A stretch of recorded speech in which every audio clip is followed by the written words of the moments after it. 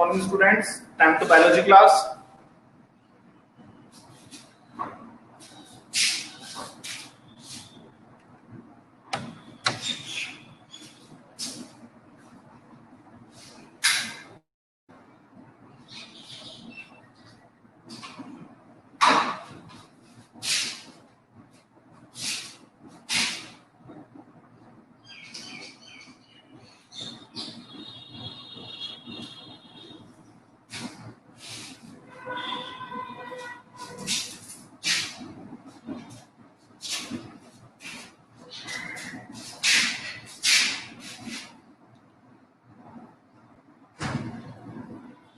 और कौन कौन आए हुए हैं क्लास में? अभी रुके हुए कौन कौन है?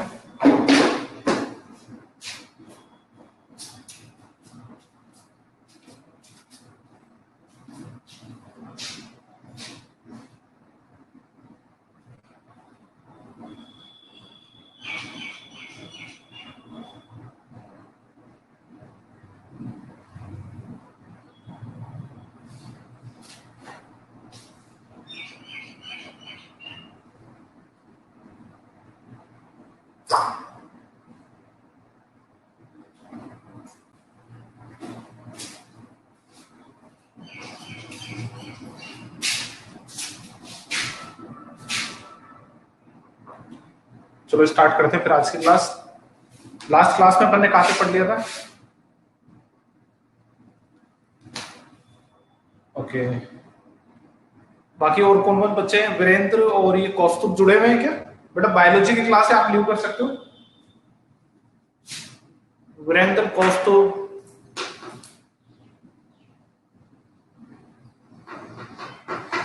चलो अपन ने फंगी फाइलम चालू कर दिया था, ठीक है। फंगस के बारे में अपन ने पढ़ना चालू किया था, उसके फूड हैबिटेट्स के बारे में मैंने कुछ बताया था। आज की क्लास उसी से आगे कंटिन्यू करते हैं, लेकिन उससे पहले एक दो क्वेश्चन मैं तुमसे पूछ लेता हूं, क्योंकि आगे की जो टॉपिक है वो उसी से रिलेटेड है, तो तुम्हें थोड़ा बहुत उसके बारे में पता होना चाहिए, ठीक है। चलिए, लाइकेंस की फूड हैबिटेट है ना, वो पैरासाइटिक होती है। वीरेंद्र जी कुछ लिख रहे हैं?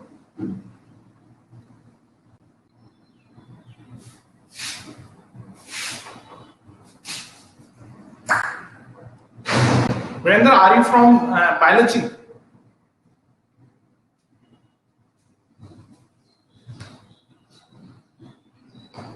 Okay, you are thinking. Then you can say. ठीक है बेटा, कंटिन्यू करते हैं। वीरेंद्र ले लो बेटा क्लास, को दिक्कत नहीं है, ओके। तो मेरा फर्स्ट क्वेश्चन ये होगा कि what is parasitic habitat of food? Parasitic food habit कैसी है होती है, उसके अंदर किस तरीके से ऑर्गेनिज्म अपना फूड गेन करता है, ठीक है। तीन चार तरह के मैंने फूड हैबिट से बारे में पढ़ाया था। First question is what is parasitic food habit?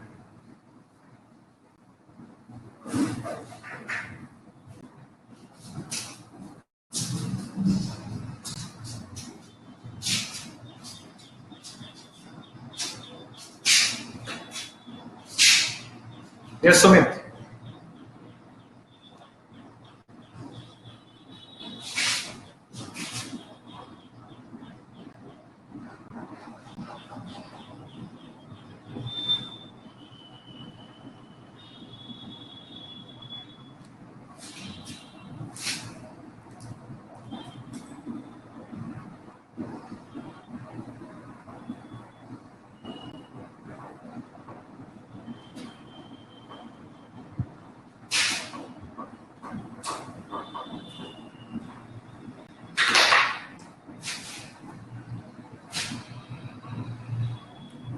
Sumit आता है या नहीं आता है?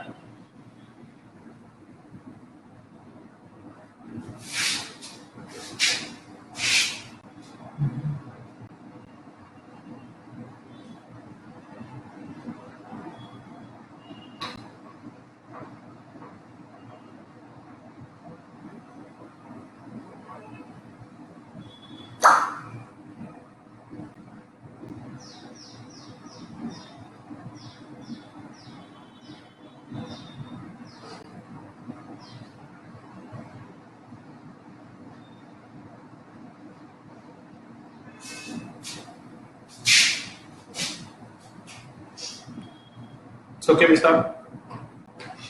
For their nutrition. ठीक है. What do you understand by the mean? Hyphae क्या होता था? Hyphae मैंने वर्ड बताया था. Hyphae. Hyphae का मतलब क्या होता है?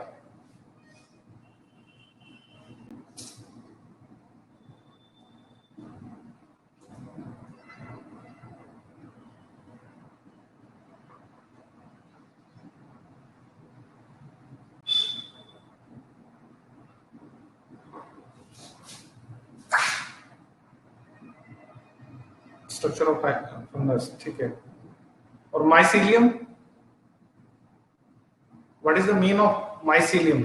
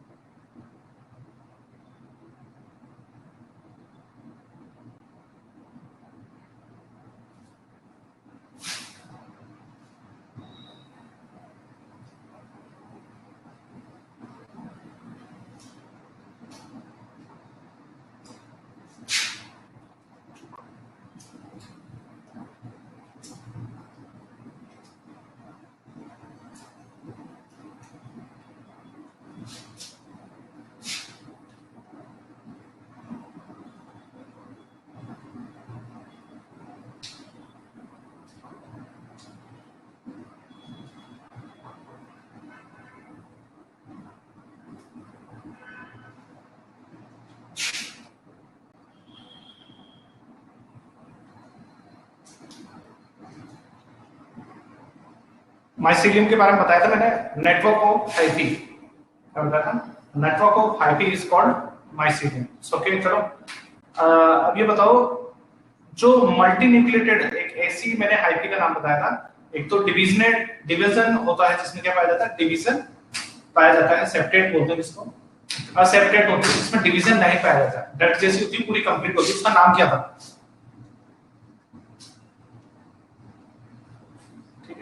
ऐसी फंगस जिसमें डिवीजन नहीं पाए जाते, जिसके हाइफी में डिवीजन नहीं पाए जाते, उसका नाम क्या था?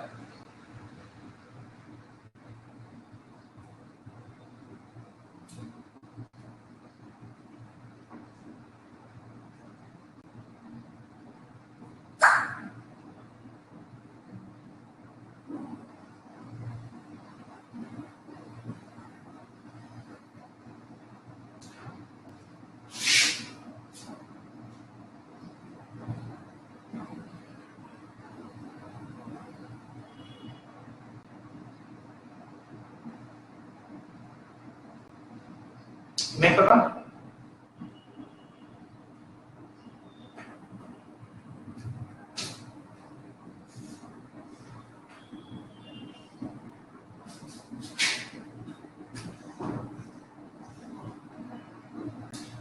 विशाल, व्हाट अबाउट यू?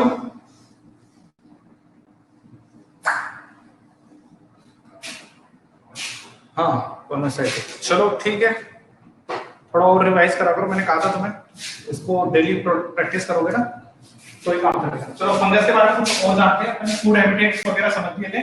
आज उसके रिप्रोडक्शन मेथड्स को समझते हैं. रिप्रोडक्शन किस तरीके से जो फंगस है वो क्या करती है? रिप्रोड्यूस करती है. अपन कौन सा फाइलम पढ़ रहे हैं? फंगाई पढ़ रहे हैं. थर्ड फाइलम था. ठीक है.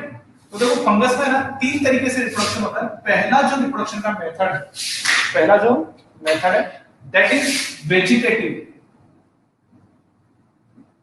मेथड. ठीक है.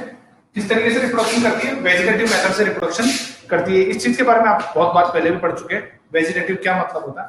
जैसे वेजिटेटिव के कई तरीके हो सकते हैं. जैसे पहला तरीका ये है फ्रेगमेंटेशन.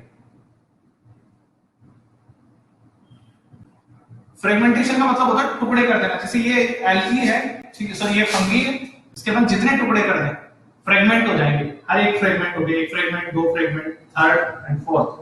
ठीक है. all the fragments reproduce in a new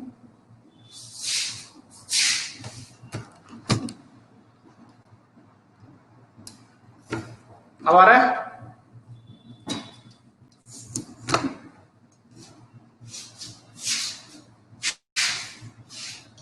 विशाल आप दिखाई दे रहे बेटा?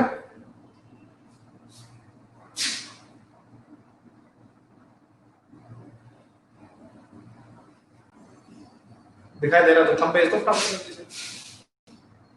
सुमित तुम्हें दिखाई दे रहा है बेटा?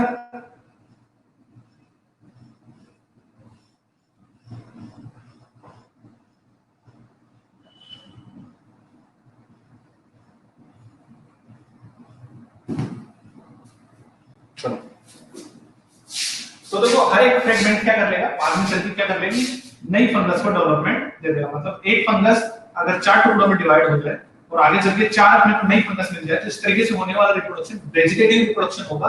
और वेजिटेटिव का भी कौन सा? फ्रेगमेंटेशन वाला। वेजिटेटिव का भी कौन सा? फ्रेगमेंटेशन वाला। ठीक है। अगला है फिजन। फिजन दो तरीके का हो सकता है, बाइनरी और मल्टीपल फिजन। ये भी पढ़ चुके हैं। जब एक ऑर्गेनिज्म दो टुकड़ों में बदल जाती है, अपने आप को दो पार्ट्स में डिवाइड कर ले, ठीक है, दैट इज बाइनरी फिजन। और मल्टीपल में क्या होती है, एक से ज्यादा। जैसे देखो अमीबा क्या करता है, खुद को ऐसे दो टुकड़ों में डिवाइड कर सकता है, इस तरीके से हो सकता है, तो ये बाइनरी है। और कुछ क्या करते हैं, कुछ इस तरीके से डिवीजन करती है फंगस, कुछ इस तरीके से फंगस क्या करती है, अपने आप को डिवाइड कर लेती है।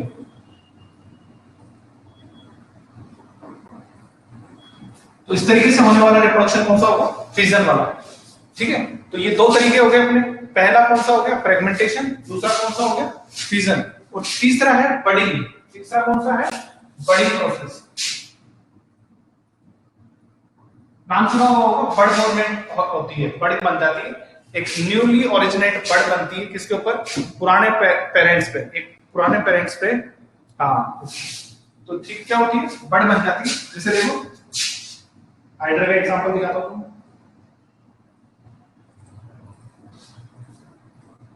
ठीक है, ये पुराने पेरेंट्स की बॉडी है। ठीक है, इसके ऊपर क्या होने लगती है, यहां से एक नई बड का फॉर्मेशन होना चालू होता है। एक नई बड का फॉर्मेशन होना चालू होता है। ये बड़ धीरे धीरे क्या होने लगती है?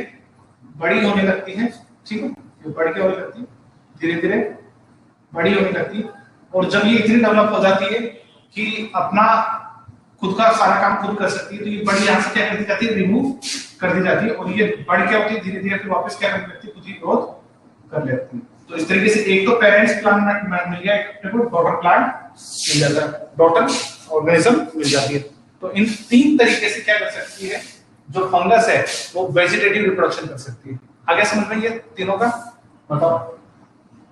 पहला कौन सा था? फ्रेगमेंटेशन, जिसमें फोर्सफुली किसी को डिवाइड कर दिया जाए। सेकंड फिजन, जिसमें डिपेंडेंटली खुद डिवाइड हो जाए। और थर्ड था बडिंग प्रोसेस। ये समझ में आ गया? तो आगे चले बताओ जल्दी। विशाल समझ में आया बेटा?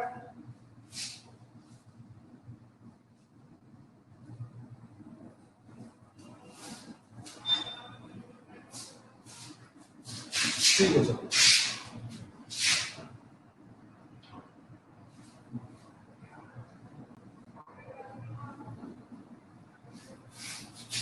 सेकंड जो तरीका है, सेकंड जो मेथड मेरे पास में है इसका, दैट इज असेक्सुअल रिप्रोडक्शन।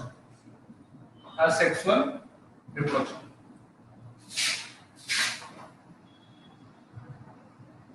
इसमें क्या होगा? गैमेट्स नहीं बनेंगे। ठीक है, गैमेट्स फ्यूज नहीं होंगे, गैमेट्स फ्यूज नहीं होंगे। इसके दो तरीके हैं, एक तो जू स्पोर्स बन जाए, जू स्पोर्स, और एक बन जाए कोनिडियम। कोनिडियम दो तरीके हैं जिससे ये क्या कर सकता है? रिप्रोडक्शन कर सकता है। एक तो जू स्पोर्स बन जाए, एक कोनिडियम बन जाए। देखिए कई बार क्या होती है, ऑर्गेनिज्म क्या करती है, जैसे ये मान लो पंजाई है कोई, ठीक है, अनफेवरेबल कंडीशन में इसमें क्या करने बनने लगते हैं, इसके ऊपर स्पोर बन जाते हैं। ठीक है, छोटे स्पोर बन जाते हैं, बाहर की तरफ बनते हैं ऐसे। ये पूरी बॉडी क्या करती है? डिवाइडेड हो जाती है। अंदर की तरफ बन जाते हैं, एंडोस्पोर्स होते हैं, जिनको पूरी बॉडी क्या हो जाएगी? छोटे छोटे टुकड़ों में कन्वर्ट हो जाएगी, अपने आप को क्या कर देगी? सेक्शंस में बदल देगी, चारों तरफ आउटर कवरिंग बना देगी। चारों तरफ क्या कर देगी? आउटर कवरिंग बना देगी। तो इस तरीके से क्या कर सकते हैं? असेक्सुअल रिप्रोडक्शन कर सकते हैं।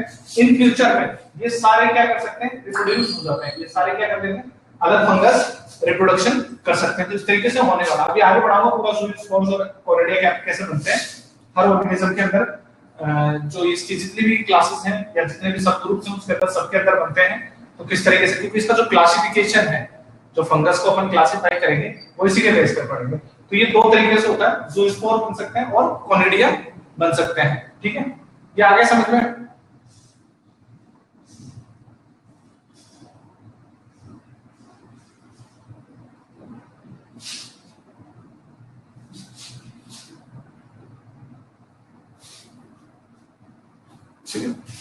इसके अलावा सेक्सुअल रिप्रोडक्शन भी इसमें पाया जा सकता है, ठीक है। सेक्सुअल रिप्रोडक्शन भी इसमें पाया जा सकता है। ये दो तरीके हो गए। तीसरा तरीका ये है, सुमित क्या है, समझ में नहीं आया है या समझ में डाउट नहीं है, क्या है ये? नो सर, दोबारा बताओ एक बार।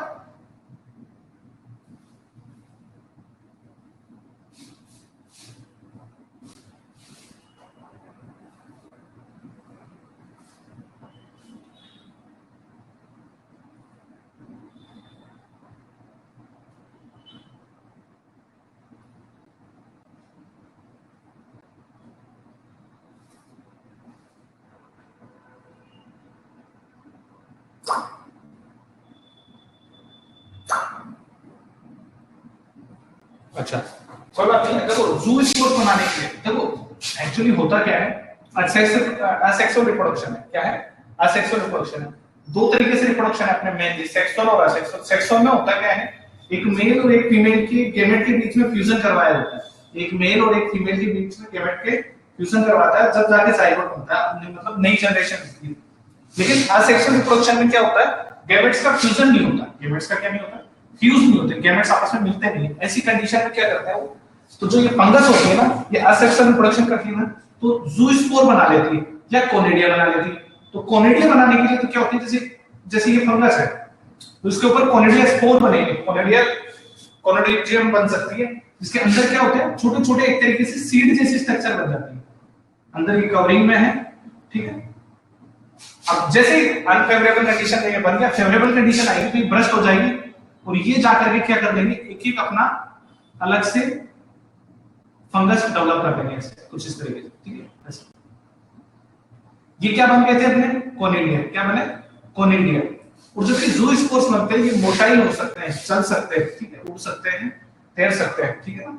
तो ज़ूस्पोर्स कैसे बनते हैं, जैसे ये पुरानी कोई फंगस है, ठीक, इसके अंदर इसकी बॉडी कैसे हो जाए, ऐसे डिवाइडेड हो जाए अंदर की तरफ, छोटे छोटे स्पोर्स बना ले, छोटे छोटे स्पोर्स बना ले, जो आगे चल के एक नई ऑर्गेनिज्म को डेवलप कर सकते हो, एक नई फंगस बना सकते हो। इस तरीके से होने वाला रिप्रोडक्शन क्या कहलाएगा, ज़ूस्पोर्स। इस तरीके से बनने वाले जो स्ट्रक्चर्स है वो क्या कहलाएंगे, अपनी ज़ूस्पोर्स कहलाएंगे। अब बताओ, अब आया समझ में?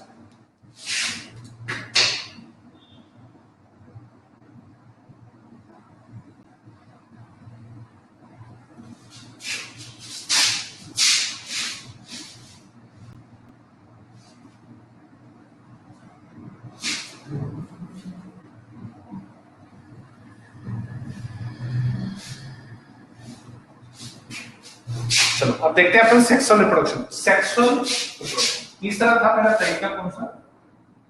Sexual reproduction.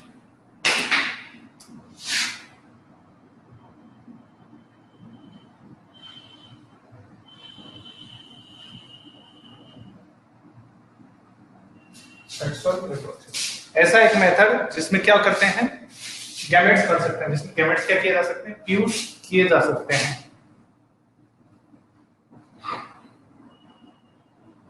क्या पूछ रहा है सुमित? पूछ ले बेटा।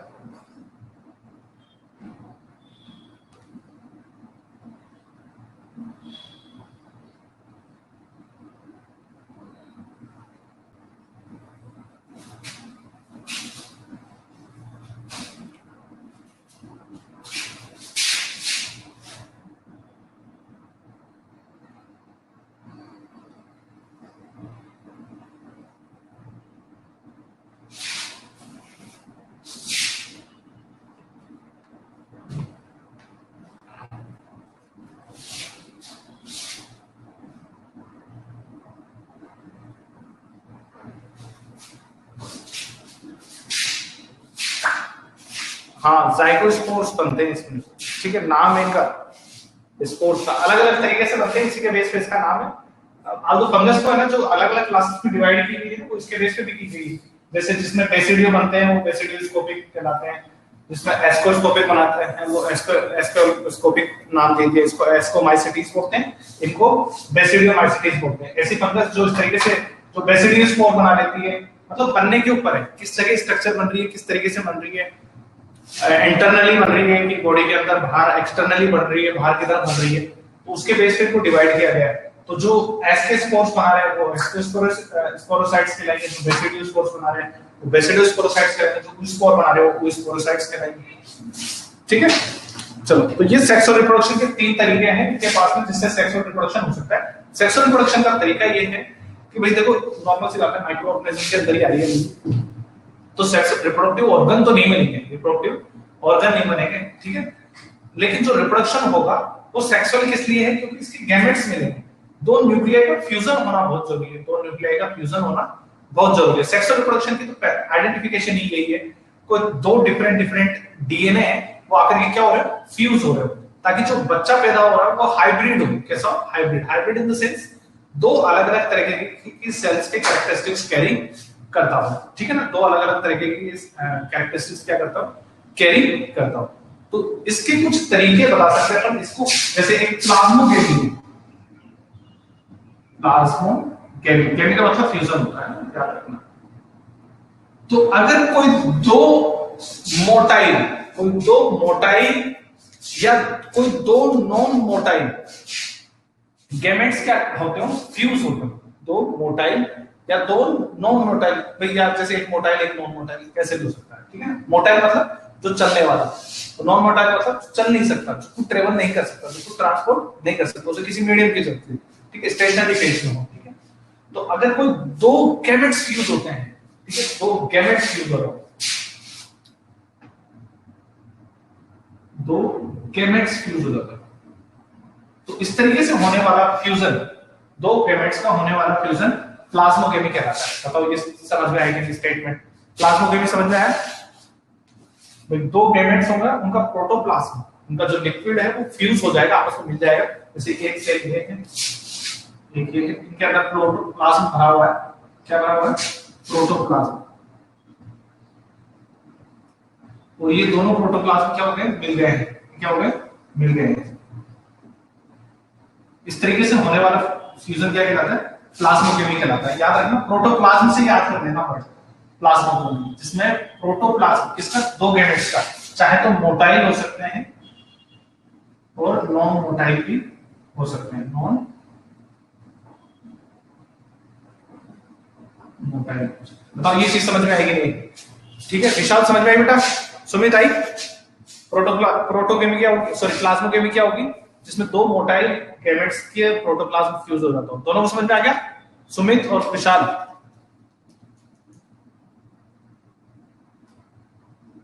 अच्छा, मैंने एक वर्ड बताया था तुम्हें, कैरियन। कैरियन दिख रहा है, तेरा बोर्ड दिखाई दे रहा है? कैरियन किसे कहते हैं? पहले एक काम करो, इधर का स्क्रीनशॉट लेना, फिर मैं बोर्ड को इधर, इसको लैपटॉप पे इधर कर देता हूं।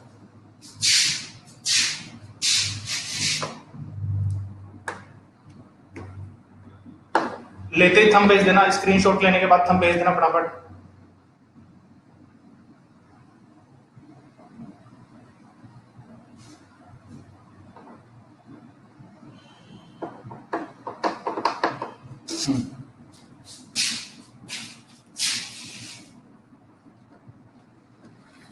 अब बताओ कैरियन किसे कहते हैं? मैंने एक वर्ड लिखा है कैरियन। कैरियन किसे कहते हैं? न्यूक्लियस। एग्जैक्टली, किसी का न्यूक्लियस, इसी से बना है एक वर्ड कैरियोगेमी। कैरियोगेमी, ठीक है। ये देखो, सेल का सिर्फ यहाँ पे प्रोटोप्लाज्म फ्यूज हो रहा था, सेल का सिर्फ प्रोटोप्लाज्म फ्यूज हो जाए तो प्लाज्मोगेमी। लेकिन अगर किसी सेल के, किसी फंगस के, ठीक है, या किसी गैमेट, किसी दो डिफरेंट गैमेट्स के क्या होता हो, न्यूक्लियाई फ्यूज हो जाता हो, न्यूक्लियाई मिलते हो, दो सेल लिए अपन ने, उसके अंदर, दोनों के अंदर न्यूक्लियाई बना दिए, दो साइडों में प्रोटोप्लाज्म है, लिक्विड भरा है, साइटोप्लाज्म है, ठीक है। अगर ये प्रोटोप्लाज्म मिल रहा हो तो प्लाज्मोगेमी, लेकिन अगर न्यूक्लियाई फ्यूज हो रहे हैं न्यूक्लियाई क्या हो रहे हो, फ्यूज हो रहे हो कुछ इस तरीके से। तो ये वाला जो फ्यूजन होगा, ये जो गैली होगी वो कौन सी कहलाती है, कैरियोगेमी कहलाती है। कैरियोन का मतलब ही क्या है, न्यूक्लियाई होता है। कैरियोन का मतलब ही क्या है, न्यूक्लियाई होता है। और कैरियोन के फ्यूजन को कैरियोगेमी कहते हैं। आसान है, समझ में आया।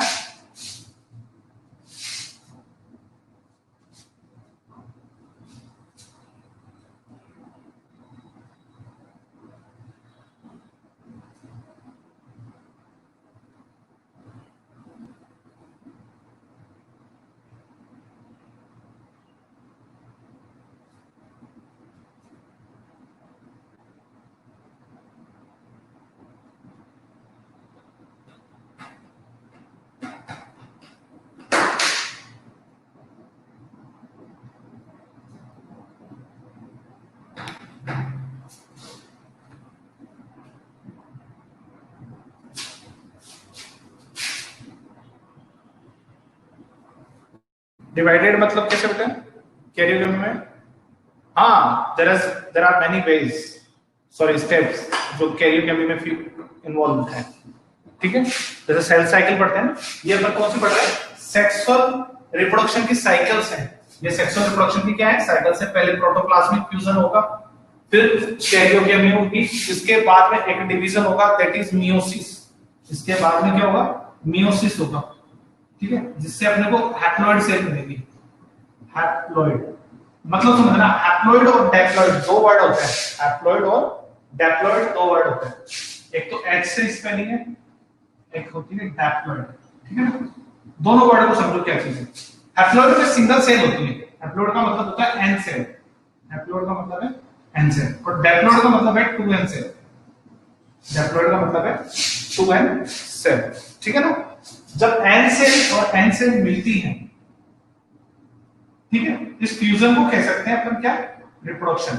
इस रिप्रोडक्शन, उसको क्या कहा अपन ने, रिप्रोडक्शन कहा है। तो 2n सेल मिली है, लेकिन जो ऑर्गेनिज्म है वो तो गैमेट से कैसा बनेगा, हैप्लॉइड ही बनेगा। भाई आपने पहले प्रोटोप्लाज्मिक फ्यूजन करवा लिया, फिर कैरियोगेमी करवा ली, उससे आपको मिल गई 2n सेल। उसमें अपन क्या करवाते हैं, मियोसिस करवा देते हैं। Meiosis is a kind of division जिसमें नंबर ऑफ जो सेल्स है वो हाफ हो जाएगा। तो इससे वापस क्या मिल जाएंगे अपने को, सेल्स मिल जाएंगे, यानी कि n सेल दोबारा मिल जाएगा। जो गैमेट्स बनेंगे वो n सेल का गैमेट मिल जाएगा आपको। गैमेट मिल जाएगा, वो कैसे मिल जाएगा, n सेल का गैमेट मिल जाएगा। आगे समझ में?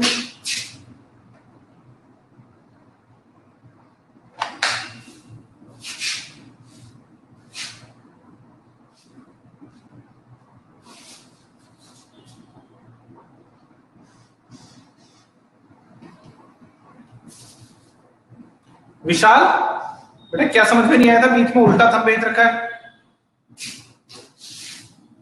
ये ऊपर वाला उल्टा किसके लिए भेजा था, मैं दोबारा बता देता हूं, बता मुझे तो अभी दिखा है।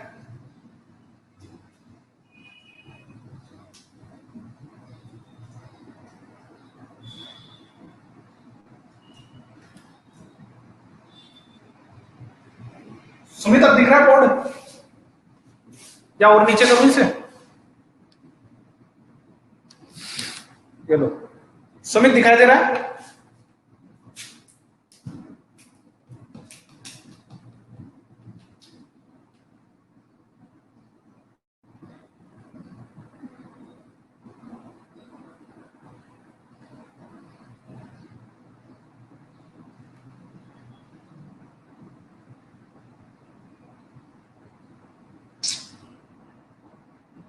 लेफ्ट में चले थोड़ा सा, ये लो बेटा, ये लो फटाफट इसको स्क्रीनशॉट ले लो, फिर आगे पढ़ाते हैं।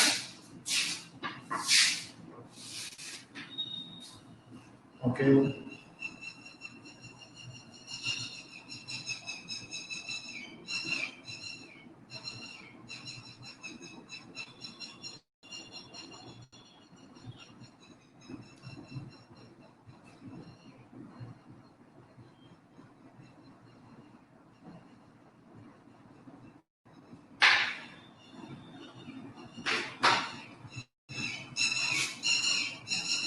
ठीक है, देखो अपन ने क्या देखा, देखो जनरली क्या होता है, जनरली क्या होता है इसमें जितनी फंगस है उसमें होता क्या है, एक सेल आई, ठीक है। हैप्लॉइड सेल है, हैप्लॉइड का मतलब है single helix cell. Haploid n का एन लिखा हुआ है ना, तो उसका मतलब होता है हैप्लॉइड सेल, ठीक है। और 2n लिखा हुआ है, इसका मतलब है डैप्लॉइड सेल, मतलब नंबर ऑफ क्रोमोसोम्स डबल में है और इसमें हाफ में है, 50% है। इसमें नंबर ऑफ क्रोमोसोम कितने हैं, 50% है। इसमें नंबर ऑफ क्रोमोसोम कितने हैं, 100% है, ठीक है। लेकिन देखो ऐसा होता क्यों है कि जो गैमेट्स बनते हैं ना आपकी बॉडी में, देखो सारी सेल्स, दो तरह की सेल्स होती है आपकी बॉडी में, सोमेटिक सेल्स और एक गैमेटिक सेल्स। सोमेटिक सेल्स होती है वो सारी 2n होगी, 2n मतलब नंबर ऑफ क्रोमोसोम्स पूरे होंगे 100%। दो तरह की सेल्स होती हैं, एक तो होती है सोमेटिक सेल्स, एक होती है गैमेट्स, ठीक है। तो जो सोमेटिक सेल्स होती है वो डिप्लॉइड होती है, यानी कि 2n होती है, और जो गैमेटिक सेल्स होती है वो n होती है। गैमेट्स का मतलब है, देखो सोमेटिक सेल्स, पहले गैमेट्स का मतलब समझो। गैमेट्स दो तरह के होते हैं, आप ह्यूमन में होता है स्पर्म और ओवम, ये भी n होता है और ये भी n होता है। इन सबको छोड़ के जितनी भी सेल्स हैं वो सारी सोमेटिक सेल्स हैं। इन दोनों को छोड़ दो, बाकी सारी सेल्स कैसी सोमेटिक सेल्स हैं। अब देखो इनसे होता क्या है, जब रिप्रोडक्शन करवाया जाता है, जब रिप्रोडक्शन होता है, इनके साथ इतना भेदभाव क्यों किया गया है, इनके साथ इतना भेदभाव क्यों किया गया है कि भाई इनके पास तो नंबर ऑफ क्रोमोसोम आधे हैं और इनको पूरे दे रखे, ठीक है। भाई इनके पास तो एन नहीं है और इनको क्यों दे रखे पूरे। ये भेदभाव इसलिए किया हुआ है, देखो जब रिप्रोडक्शन होगा तो ये एन और ये एन मिल जाएंगे, तो एक एन और एक एन मिलकर के क्या बना देते हैं, 2n बना देते हैं। यानी कि जो बच्चा होगा वो कैसा होगा, पूरी सेल्स के साथ होगा, उतना को उतना हेल्दी मिलेगा। बस ये होगा कि 50% जो कैरेक्टर आएंगे वो यहाँ से आएंगे और 50% कैरेक्टर आएंगे वो यहाँ से आएंगे। अगर ऐसा नहीं होता, अगर ऐसा नहीं होता, यानी कि अगर ये सेल, मान लो एक एग्जांपल दे देते हैं,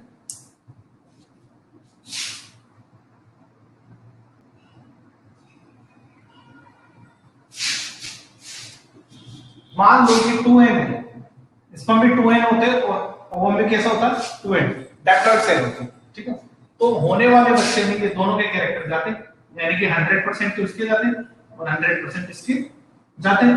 यानी कि जो बच्चा होता है वो कैसा होता है, 4n होता है, ठीक है। 4n यानी कि 200% कैरेक्टर के साथ में। और ऐसा बच्चा तो सुपरमैन ही बनता ना, ठीक है ना, शक्तिमान बनता या तो सुपरमैन बनता, आयरन मैन बन जाता, बनता ही नहीं बनता। और अगर लड़की हो जाती तो सुपर वुमन बन जाती, ताकतवर होती, खूब सारी पावर आ जाती, आप अपने से दुगना काम कर सकती थी, अपने से दुगनी चीजें होती उसके अंदर सारी, आपके अंदर जितने क्रोमोसोम हैं उनसे डबल क्रोमोसोम आएंगे, तो कैरेक्टरिस्टिक्स भी कैसे होंगे, पावरफुल होंगे कि नहीं होंगे। तो ऐसा होता नहीं है, ऐसा क्या नहीं होता, इस प्रोसेस से कभी गुजरते नहीं है। यहाँ पे हमेशा क्या किया जाता है, एक एन सेल होती है, ठीक है, ये भी एन सेल होती है, और ये क्या करते हैं, 2n सेल बना देते हैं बच्चों को, ठीक है। ये तो मैंने तुम्हें ये समझ में आया।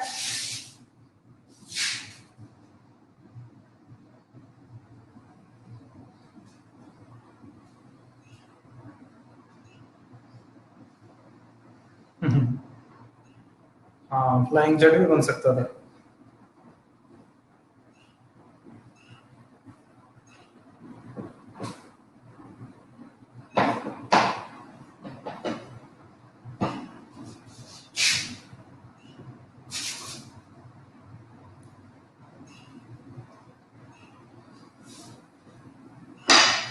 Meiosis is a kind of division. Meiosis is a kind of division. दो तरह के उससे होते हैं, माइटोसिस और मियोसिस, जिसमें क्या किया जाता है, अलग अलग तरीके से डिवीजन करवाया जाता है, अलग अलग तरीके से डिवीजन करवाया जाता है।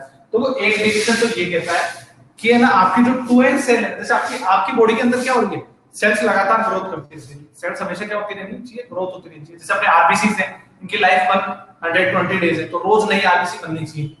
लेकिन एक डिवीजन तो ये कहता है कि एक सेल के बाद में दूसरी सेल बनेगी। जैसे एक डिवीजन तो ये होता है, एक से दो बन जाए, फिर 2 से 4 बन जाए,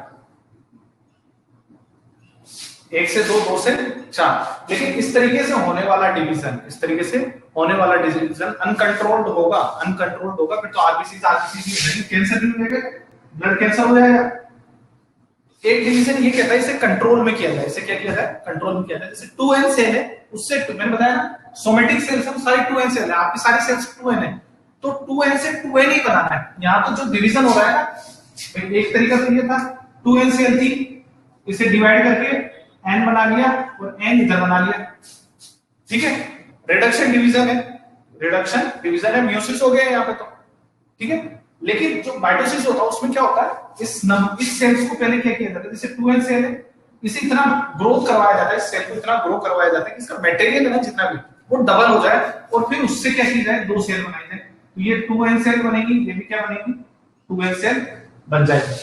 तो इस तरीके से अलग अलग तरीके के डिवीजन होते हैं, ठीक है। इस तरीके से क्या होता है, अलग अलग तरीके के डिवीजन होते हैं। ये अपने को सिर्फ अपने गैमेट्स बनाने के लिए चाहिए होता है। गैमेट्स की सारी सेल्स कैसी होती है, 2n ही होती है पहले, लेकिन उनमें रिडक्शन करवा करके उनको हाफ कर दिया जाता है। स्पर्म बनाने के लिए, ओवम बनाने के लिए अपने को इस तरीके का रिप्रोडक्शन चाहिए होता है, इस तरीके का डिवीजन चाहिए होता है, ठीक है।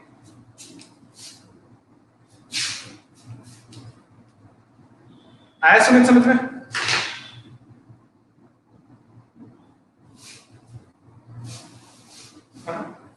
अब जैसे जाइगोट बन गया नहीं है, 2n बन गया, जैसे n इससे मिलाकर के 2n बना, लेकिन एक बच्चा होता है उसमें कितनी सारी सेल्स होती है, कितनी सारी सेल्स बनती है, आईज बनती है, पूरी बॉडी बनती है, मिलियन सेल्स होती है। तो इसमें क्या चलते हैं, फिर डिवीजन चलते हैं, लेकिन 2n की 2n रहेगी सारी सेल्स, कैसी रहेंगी, 2n की 2n। तो इस तरीके से होने वाले डिवीजन कौन से कहलाते हैं, माइटोसिस कहलाते हैं। तो दो अलग अलग तरीके के डिवीजन है। अपन तुमने सेल साइकिल पढ़ा होगा ना एक किसी क्लास में, कौन सी छोटी क्लास में, शायद 7th 8th में है ना, सेल साइकिल पढ़ा है।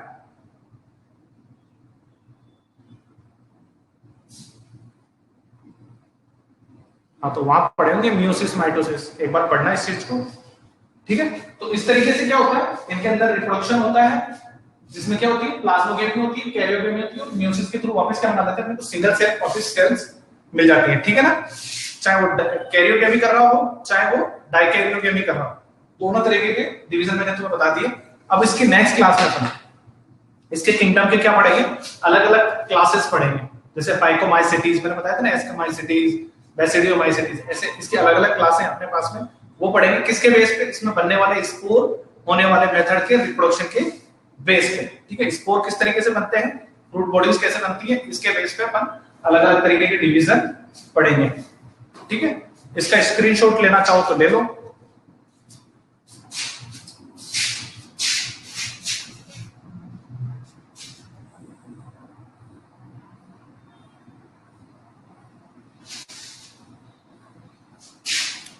Okay, thank you for joining. Goodbye. थोड़ा पढ़ के आना ना, नेक्स्ट क्लास में आना।